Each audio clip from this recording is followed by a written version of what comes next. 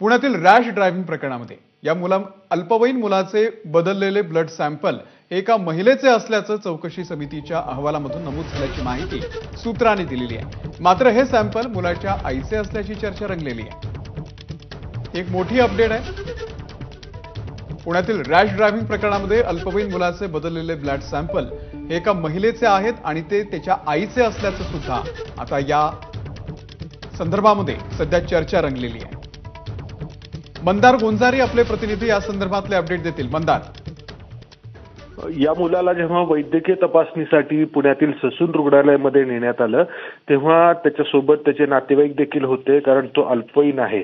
आपल्या सगळ्यांना ठाऊक आहे की ससूनच्या डॉक्टरांनी डॉक्टर अजय तवरे आणि डॉक्टर श्रीहरी हलनोर यांनी त्या मुलाचे सॅम्पल्स चक्क डस्टबिन मध्ये टाकले। ते पुढे तपासणीसाठी दिले नाहीत आणि त्याऐवजी दुसऱ्याच एका व्यक्तीचे ब्लड सॅम्पल तपासणीसाठी देण्यात आले।